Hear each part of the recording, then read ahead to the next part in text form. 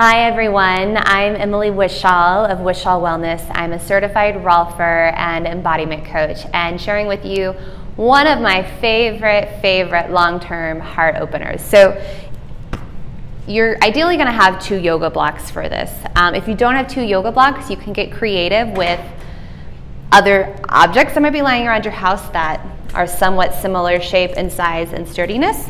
But if you have 2 yoga blocks, or saying if you're going to a yoga class, this is a great thing to do before the yoga class. Show up, 10 minutes before, or stay an extra 10 minutes after. I personally love to get in this position if I'm feeling tired mid-afternoon and listen to either a meditation, or if you're familiar with Yoga Nidra. Yoga Nidra is like the yoga of sleep. We won't go into that now, but it's a great full body relaxation that really helps to bring up your energy. So you're going to have 2 blocks. One is going to be like this, and basically my spine's going to end up here. One's going to be on the tall side. I'm going to bring them a little further out so you can see them better. Okay, so from here, this block that is long ways, I'm going to want to have going up and down my thoracic spine, so kind of right in between my shoulder blades. I'm going to have my knees bent, so I'm going to lay back on that block. So it starts just a little lower than my shoulder blades. And then this tall block is going to come to the back of my head. Having your knees bent is going to help give some extra support to your lumbar. So this you can do. My body's pretty warmed up right now actually, so this feels good, but I would recommend trying to have your knees bent or put a nice bolster pillow. Once you're in this position, you can play with where your arms are. Maybe they feel good down at your sides. Maybe they feel good out to your sides. Maybe you want to bring them up overhead to create some intensity, really helping to open up the chest.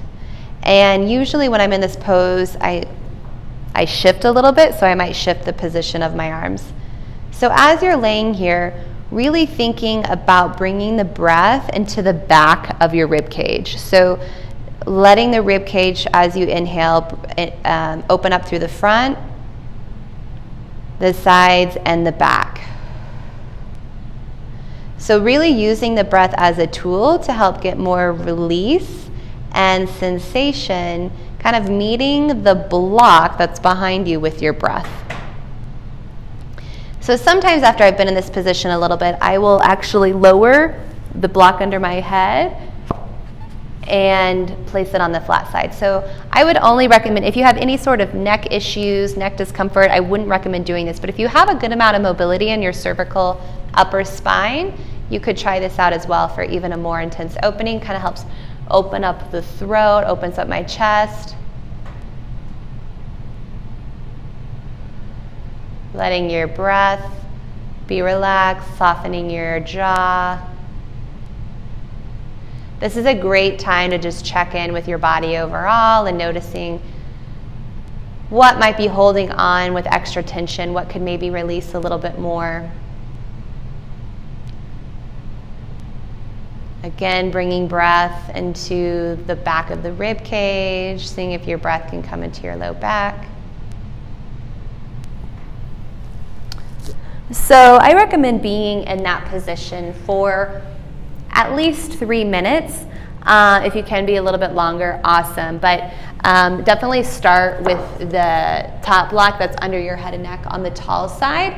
And if you do have any sort of neck limitation, restrictions, pain, I wouldn't recommend going lower than that.